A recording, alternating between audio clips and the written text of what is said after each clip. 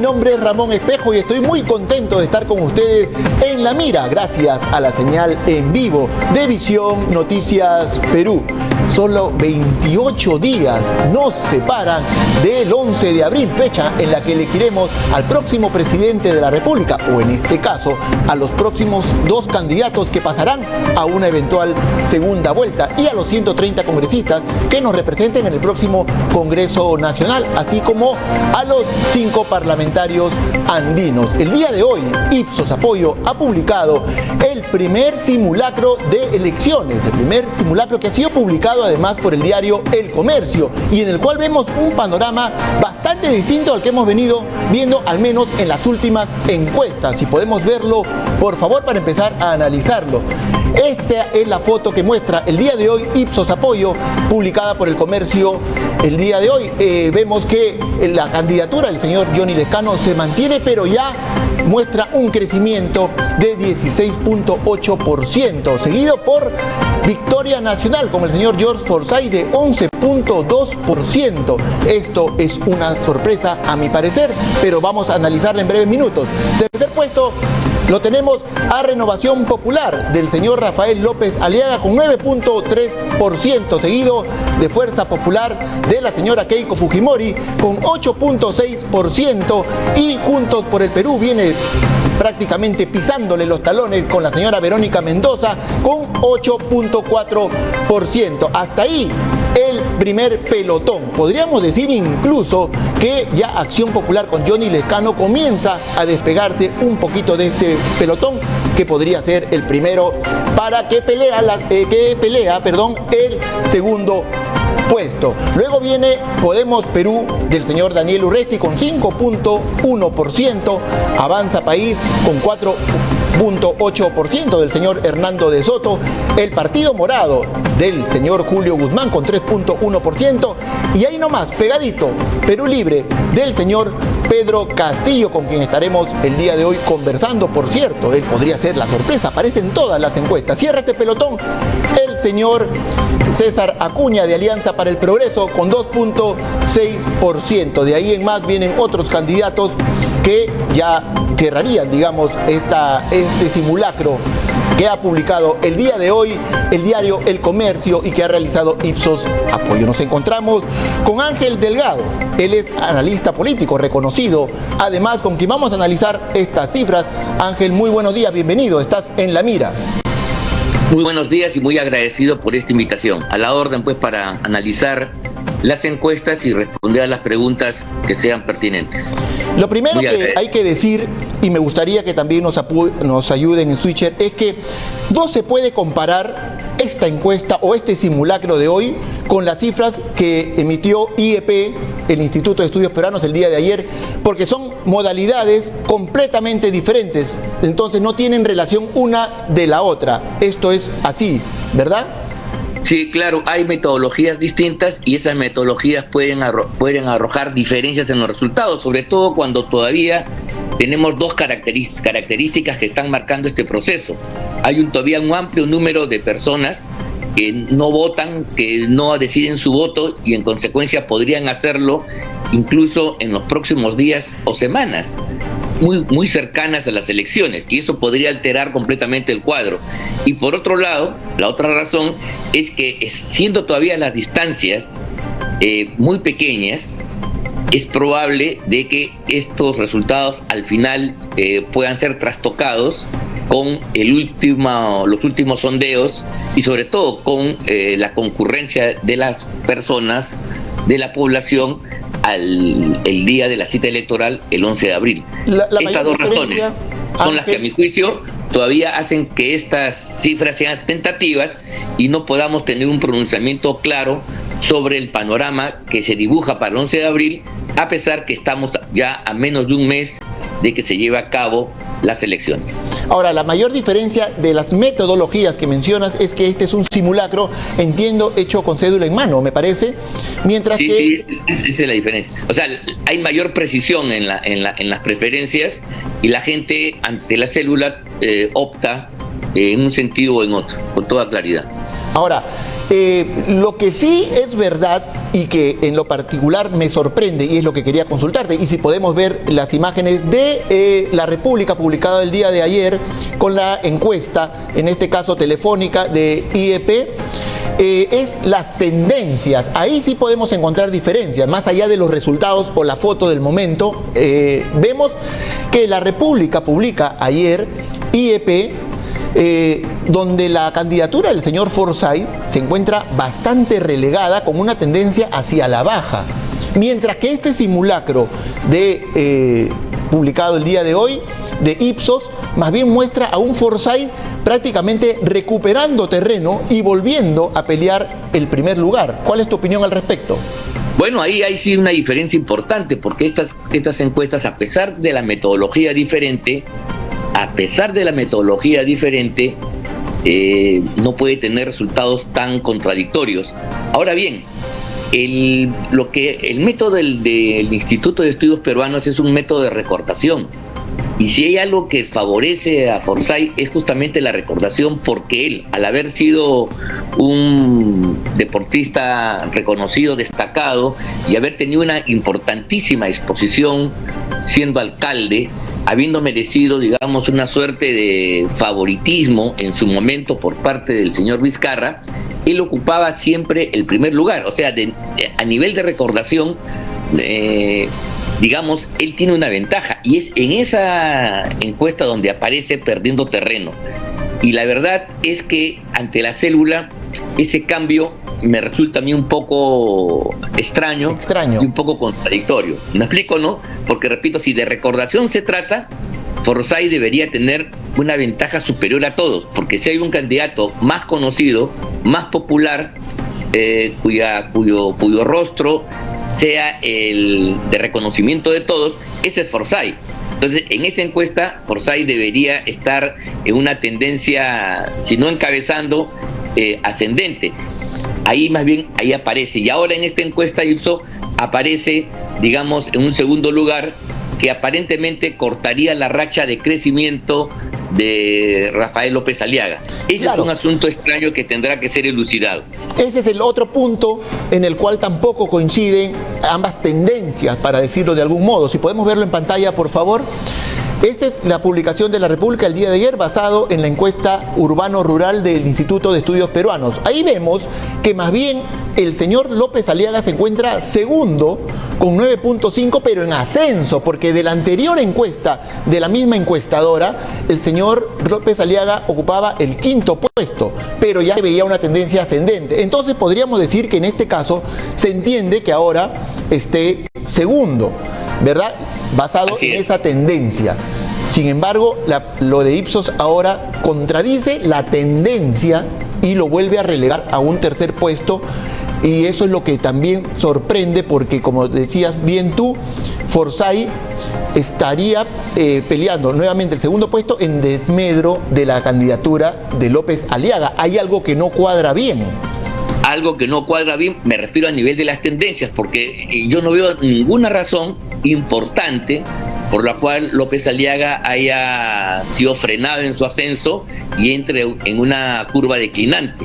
Y tampoco no veo nada en Forsyth que después de una ostentosa caída, porque él estuvo, acuérdense ustedes bien, durante mucho tiempo, desde el comienzo de las encuestas, punteando el lugar primero, ahora aparezca en una tendencia de crecimiento frente al descenso manifiesto que tuvo en las últimas semanas, ¿no? Entiendo. Esto es contradictorio, claro, y merecería un análisis y quizás algo de suspicacia en estos resultados de Ipsos, ¿no? En resumen, lo que nos estás tratando de decir, que lo entiendo perfectamente, es que Forsyth no hizo nada para caer y tampoco ha hecho nada para recuperarse, ¿verdad? No, para caer sí, Forsyth sí. Forsyth es una candidatura, y con todo respeto, que tiene fragilidades. Es una candidatura armada, no tiene pues Forsyth, más allá de su popularidad y reconocimiento,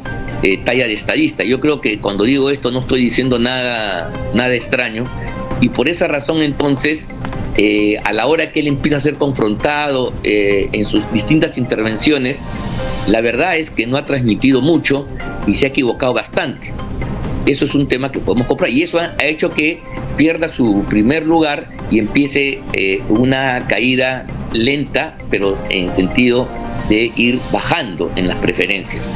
Esto es un hecho, y este hecho, repito, no conozco, no veo, no advierto ninguna situación distinta que haya significado algo que lo vuelva a propulsar. No ha habido ningún debate, no ha habido nada que diga, aquí se produjo una inflexión y ahora otra vez la tendencia se va hacia arriba. Claro, eso no ha pasado. Lo probable era que Orsay siga cayendo en un plano inclinado permanente. Ahora, y esto también vale para López Aliaga, pero en sentido inverso. Exacto, ahí está la duda. Sin embargo, donde sí podríamos decir que hay coincidencias en las tendencias es en el caso de la señora Verónica Mendoza y en el caso de la señora Keiko Fujimori. Ambas coinciden en que esas candidaturas muestran un ligero crecimiento en cifras y en tendencias, pero prácticamente consistente, podríamos decir de algún modo, según ambos resultados. ¿O cómo lo ves? Sí, yo creo que son votos más o menos asegurados, que vienen de tiempo, vienen de las trayectorias. En el caso de Keiko Fujimori, acuérdense ustedes que hace 4 años, 5 años, ella a estas alturas en el proceso electoral estaba con una preferencia del casi 40%, ¿no? Y se despuntaba clarísima. Nadie dudaba que Keiko Fujimori iba a ser la que pasaba la segunda vuelta, y más bien el debate era si podía alcanzar el triunfo en la primera, a estas alturas, a un mes de las elecciones, ¿no? Entonces, por más deterioro que ha habido en la formación social que ella representa y en la campaña de desprestigio que ha sufrido toda vez que ha sido llevada a prisión, encausada en un procedimiento que yo considero, entre comillas, injusto, pero eso ha tenido un efecto. Incluso hay que decir la última acusación fiscal que justamente la hace el señor Pérez en momentos en los cuales estamos en un proceso electoral, claro, con una clara voluntad de interferir en el proceso. Ángel, hay un voto seguro, hay un voto duro que tiene la candidata. Y lo mismo yo creo que se puede decir de Verónica Mendoza, que no es la primera vez que candidatea, que ya es una actora política reconocida y que tiene en algunos bastiones del país, especialmente en la zona sur del territorio, un respaldo importante a las posiciones radicales que ella expresa. Esa votación no tiene por qué diluirse. El problema es si esa votación puede crecer, tiene capacidad expansiva para conquistar un lugar de preferencia, ingresar a la segunda vuelta y obtener el triunfo. Esa es la duda que despiertan las candidaturas de ambas señoras, de Verónica Mendoza y Keiko Fujimori. Ángel, sobre el caso de la señora Keiko Fujimori, vamos a analizarlo a profundidad. Va a ingresar a la sala, pero en breve, la señora Catherine Ampuero, para que nos acompañe a analizar el tema. Solamente una última duda sobre este caso de las encuestas, para darle paso a la señora Ampuero. En el caso de Pedro Castillo, en la encuesta de IEP lo pone por encima de un pelotón de candidatos mediáticos. Y eso sorprendió. Es decir, por encima de Humala, por encima de Guzmán, etc. Y todo el mundo se sorprendió. Ciertamente Pedro Castillo aparece en todas las encuestas, pero en la última de IEP, la de ayer que publicó La República, lo pone prácticamente a mitad de tabla. Sin embargo, la de hoy, de Ipsos, la que estamos viendo, prácticamente lo vuelve a aterrizar. Lo vuelve, como dice, a hacer pisar tierra. ¿Cómo lo ves en ese punto?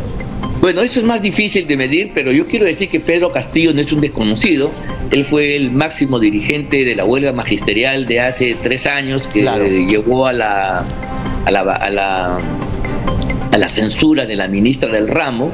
Y por otro lado, Pedro Castillo pues tiene un asentamiento en el Magisterio Nacional que, como todos ustedes saben, tiene una extensión nacional. Y por otro lado, él expresa un sentimiento radical que le disputa a Verónica Mendoza. Quizás parte del no crecimiento, del no despunte de Verónica Mendoza sea Pedro Castillo, que obviamente le roba, le sustrae votos en una población que podría votar hacia la izquierda, ¿no?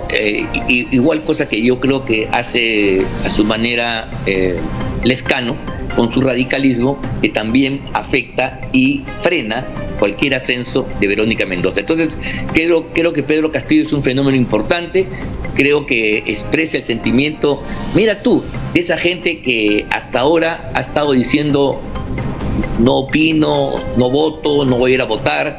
Claro. No me interesan. Ese voto de protesta podría en un momento determinado ser canalizado por Castillo y entonces incluso ponerse en una posición más favorable de la que ahora aparece en las encuestas. Con esta cerramos el punto del tema Castillo. Es una hipótesis. ¿Tú crees que le pueda alcanzar para ser el outsider? No tanto.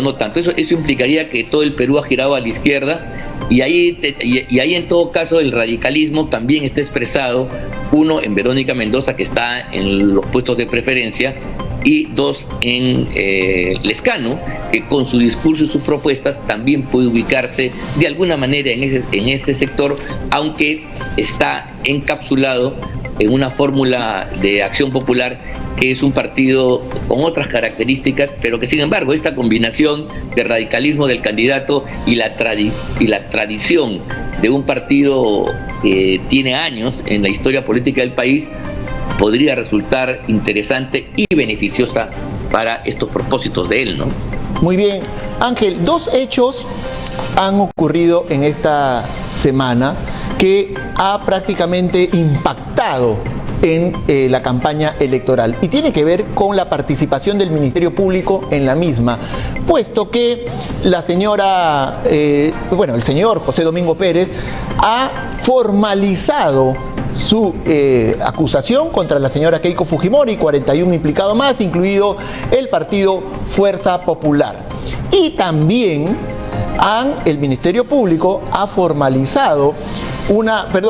realizado una solicitud de prisión preventiva en contra del señor Martín Vizcarra. 18 meses de prisión preventiva solicita para él. Vamos a analizar estos hechos con la señora Catherine Ampuero. Ella es abogada. Ángel, te pido que nos sigas acompañando, por favor. Sí, ella es abogada, ex procuradora pública del caso Odebrecht, y vamos a aprovechar precisamente esa experiencia que tiene para poder analizar a profundidad este hecho que, como bien dije al inicio, tiene que ver con un tema ciertamente judicial, pero que impacta en el tema político por la oportunidad, porque nos encontramos a 28 días de las elecciones y nos encontramos con un nuevo escenario prácticamente donde el Ministerio Público cobra cierto protagonismo. Catherine, muy buenos días, bienvenida, estás en La Mira. Muy buenos días, gracias por esta gentil invitación. Buenos días, Ángel. Buenos días, Catherine. Tu interesante análisis político. Catherine, para comenzar y darte la bienvenida nuevamente, ¿se pudo manejar de otro modo esta situación o es como dice el señor Rafael Vela, los calendarios electorales no tienen nada que ver con las estrategias del Ministerio Público? Cuéntanos basado en tu experiencia. Bien, en cuanto al requerimiento de prisión preventiva de Martín Vizcarra, esta es una medida que ya la población y sobre todo las personas que hemos seguido muy de cerca todos los casos vinculados a la corrupción, al crimen organizado, al lavado de activos que ha significado el caso Lava Jato, era una medida que ya debió darse hace mucho tiempo. Los graves hechos de corrupción que se conocen en contra de Martín Vizcarra cuando era gobernador regional de Moquegua, tenemos conocimiento desde el mes de noviembre, incluso fines de octubre.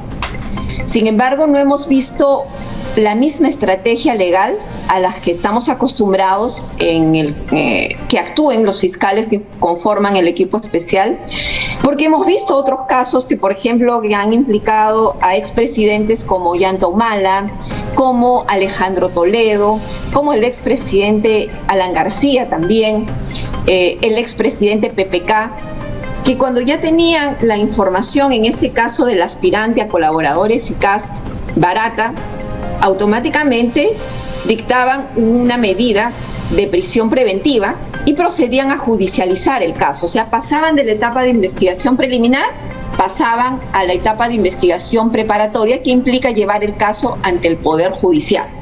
Obviamente, en el caso de PPK, no fue inmediato porque sabíamos que era presidente de la República. Lo que se hizo es iniciar una investigación preparatoria, pero no bien dejó el cargo de presidente de la República, inmediatamente se plantearon este tipo de requerimientos de coerción personal. Sin embargo, en el caso Vizcarra, pese al abundante material probatorio que se ha tenido, porque no era solamente una empresa que los indicaba de haber recibido onerosas coimas cuando era gobernador regional de Moquegua a cambio de las obras públicas más importantes de esta región, como fueron el Hospital de Moquegua y Lomas de Hilo, vimos una inacción por parte del fiscal a cargo de esta investigación, el fiscal Juárez Atoche. Inicialmente se entendió porque hubo una pelea, una contienda de competencia entre la Fiscalía Especializada Anticorrupción a cargo del fiscal superior Omar Tello y el equipo especial Lava Jato a cargo del fiscal superior Rafael Vela. Ambos querían llevar el caso, ¿correcto? Finalmente la competencia se la dieron al equipo especial Lava Jato. Y nosotros pensamos que a partir de ahí ya empezarían con la misma estrategia de los demás casos, porque lo que quiere la ciudadanía es pensar que la ley se aplica igual para todos y esa seguridad. Entonces considero de que esta medida debió darse, sí, pero debió darse anteriormente de forma oportuna, más aún conociendo la conducta obstruccionista que tiene Martín Vizcarra y de la cual todos hemos sido testigos a través de los audios del caso de Richard Swim, donde a él se le escucha claramente inducir a las personas a mentir cuando sean citadas por el Ministerio Público. Entonces esto te da un enfoque de que esta persona está acostumbrada no solo a inducir testigos para que mientan a la autoridad fiscal, sino también se corre mucho peligro en la obtención de la prueba, ya que tendría a destruir la información, a ocultar la información que al final perjudica la búsqueda de la verdad por parte del Ministerio Público. Y Catherine, para cerrar, me ha parecido de verdad sorprendente lo que nos ha dicho. ¿A qué le podemos atribuir estas diferencias en la conducta de la Fiscalía en los casos anteriores que han mencionado y en el caso de Martín Vizcarra? Yo creo que cuando sale el tema de Martín Vizcarra, desde mi punto de vista, creo que el fiscal Juárez Atoche le amedrentaron a algunos medios de comunicación porque incluso les culparon al equipo especial Lava Jato de la vacancia de Martín Vizcarra. Porque recordemos que la vacancia de Martín Vizcarra se da por esta incapacidad moral permanente, la cual la sustentan justamente en las informaciones que daban los aspirantes a colaboradores eficaces dentro de esta investigación que estaba a cargo del fiscal Juárez Atoche. Ahí se reveló pues cómo las empresas que se beneficiaron con estas obras en Moquegua, como la empresa ICSA, la empresa Obrainsa, la empresa INCOT, y las personas naturales, que ya suman 8 personas naturales que se han acogido también a este proceso de colaboración, dentro de las que se encuentra el ex ministro de Agricultura y amigo negado de Martín Vizcarra, que siempre niega, y ya estamos acostumbrados a sus mentiras. Entonces, recordemos que un sector de la prensa culpó al equipo especial Lava Jato de que ellos hayan estado detrás de la vacancia de Martín Vizcarra. Entonces yo creo que por ahí ellos se dejaron amedrentar, ¿no? Y por eso es que yo creo que hubo temor de presentar un requerimiento de prisión preventiva. Incluso yo recuerdo cuando el fiscal Juárez Atoche sale a los medios de comunicación para dar una respuesta de por qué tarda tanto, por qué no le da el mismo tratamiento legal como lo ha dado a otros políticos vinculados a estos hechos de corrupción. Él dice que hay suficiente material probatorio para que presente una acusación directa. Entonces dijimos, bueno, va a presentar una acusación directa porque efectivamente este caso tiene abundantes elementos probatorios, graves indicios reveladores de que sí ha cometido hechos de corrupción Martín Vizcarra. Sin embargo, ha pasado el tiempo y no hemos visto una acusación directa. Hemos visto que el caso lo ha judicializado y ha pedido prisión preventiva, como en todos los demás casos, solo claro, que esta vez con bastante retraso. Ángel, sorprendente lo que nos dice Catherine. Ella habla de temor, de amedrentamiento de la Fiscalía. Ángel, el señor Martín Vizcarra gozaba de un hasta 80% de aprobación de la ciudadanía en menos de un año. Y esa caída ha sido estrepitosa. estrepitosa. En este momento la popularidad del señor Vizcarra está por los suelos. ¿Se puede haber hay un precedente de alguien que haya caído tan estrepitosamente en la política peruana, de 80 a prácticamente nada? Bueno, yo creo que esto tiene que ver pues con las cosas que se han descubierto, que son cuestiones mayores, ¿no? En el caso de lo que hoy lleva al fiscal a solicitar la prisión preventiva, son hechos no solamente abundantes, sino son de una calidad probatoria óptima. Hay un detalle, hay una precisión, la ruta del dinero, cómo se hizo, en qué circunstancias. O sea, todo casa. Aquí no estamos ante rumores, no es la invención de un personaje que quiere sacar una ventaja. No. Incluso hasta su íntimo amigo y compadre, el exministro Hernández, que se ha también prestado a ser colaborador, él era el intermediario, y él dice, y además Hernández es una persona que, leyendo la biografía de Vizcarra, era amigo de tiempo atrás, socios desde los primeros años en que él está trabajando en Pasto Grande. De ahí se conocen, de esa época se conocen, y han participado juntos en un montón de aventuras de tipo comercial, se han asociado juntos cuando se han hecho las obras en Moquegua, la empresa consultora era la de Hernández, etcétera.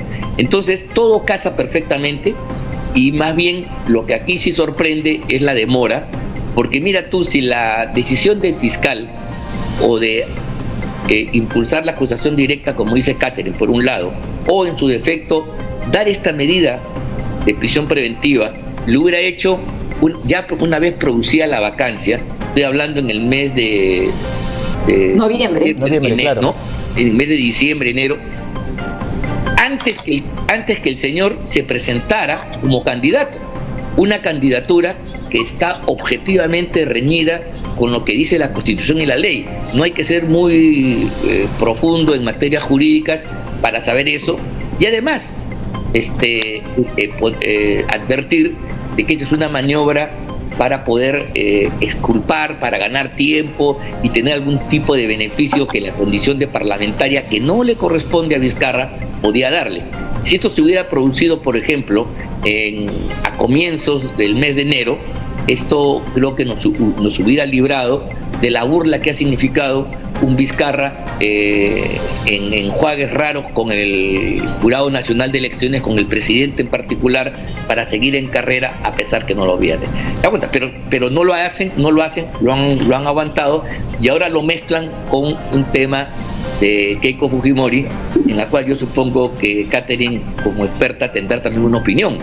Y claro, yo creo que esa coincidencia tampoco es casual, ¿no? Ahora, Catherine, para hablar ahora sí de lleno en el caso de Keiko Fujimori, lo que sorprende en este caso es que el fiscal José Domingo Pérez ha pedido una serie de cauciones, entre ellas incluso económicas, de 1 millón de soles, pero además que no puede salir de Lima, que no puede comunicarse ni directa ni indirectamente con ningún medio de comunicación, que no puede hablar con los dueños de los medios de comunicación, que no puede hablar con nadie del Jurado Nacional de Elecciones, entre otras tantas. La explicación que necesitamos de tu parte es si esto es normal, esto es proporcional a los delitos que se le imputa, si esto es siempre así, que nos expliques bien, porque la verdad nosotros no entendemos mucho de este tema. Bien, para concluir nada más una pequeña acotación respecto de Vizcarra. Recordemos que la Fiscalía, yo creo que se amedrentó porque les culparon de la vacancia y por eso no presentaron ninguna medida de coerción real en su contra, como el pedido de prisión preventiva, ni tampoco presentaron la acusación en su contra. Y si no, han esperado que bajen las encuestas. Y ojo, que él baja en las encuestas no por la investigación de la Fiscalía, sino porque se descubre el gran escándalo de las vacunas Gate o las vacunas VIP, ¿no? Donde este sinvergüenza pues aprovechó su condición de presidente de la República para obtener beneficios a su favor y de su familia, porque se vacunó él, vacunó a la esposa, vacunó al hermano, y eso ha creado una gran indignación en la población que se tradujo en las encuestas. Ahí es donde empezaron a bajar de una manera digamos, sorprendente, ¿no? Y es ahí donde ya la Fiscalía como que toma el valor, el fiscal Juárez Atoche, para pedir este requerimiento de prisión preventiva, que coincidimos con Ángel en que debió haber sido solicitado en el mes de noviembre, luego de la vacancia, porque ahí ya no existía ningún impedimento legal como para pedir una prisión preventiva en contra de un aquí ya expresidente de la República. Hablando del caso de Keiko Fujimori, desde distintos sectores, y yo también me he sumado muy arduamente en esto, de que siempre hemos exigido a la Fiscalía que ya concluya con esta investigación, porque la investigación a Keiko Fujimori, la investigación preliminar, data de aproximadamente el año 2015. Y el 2018 judicializan el caso. Entonces te das cuenta que es una investigación que se ha prolongado de manera excesiva en el tiempo, vulnerando el plazo razonable. 2 años, 5 meses, hizo que el Poder Judicial les ordenase que ya se pronunciaran y emitiesen una acusación. Recuerdo incluso al fiscal Rafael Vela, que dijo que antes de la pandemia, o sea, a fines del 2019 íbamos a tener una acusación. Después dijo a inicios del 2020 y no tuvimos una acusación. Luego, obviamente, en marzo vino el tema de la pandemia, pero incluso allí salió en algunos medios de comunicación a decirnos que cuando concluya el año 2020 vamos a tener una acusación porque la pandemia no les había permitido avanzar. Terminó el 2020 y no hemos tenido ninguna acusación. Entonces siempre mi crítica ha estado por qué no emiten de una vez una acusación penal en este caso, para que tengamos claro cuál es la situación jurídica de Keiko Fujimori, al igual que de otros candidatos, para evitar que lleguen pues al poder más investigados, procesados o por corrupción, ¿no? Ya no queremos tener más expresidentes en esta misma condición jurídica.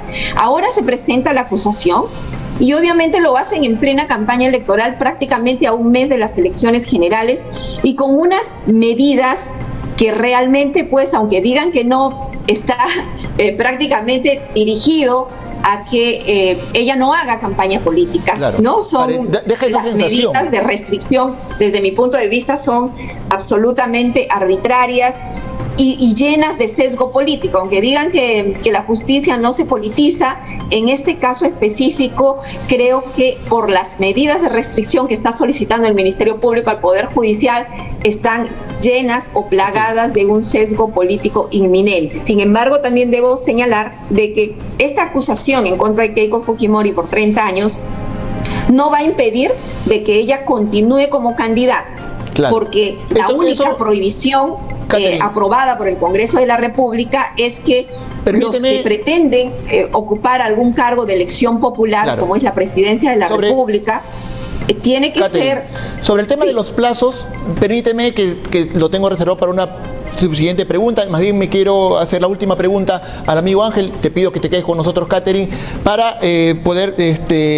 Antes de ir a una brevísima pausa, Ángel, el impacto político y cómo se podría manejar esta situación políticamente para la señora Keiko Fujimori y el señor Martín Vizcarra son cosas muy diferentes. ¿Cómo crees tú que va a ser la reacción? Y si es que esto lo favorece o lo perjudica.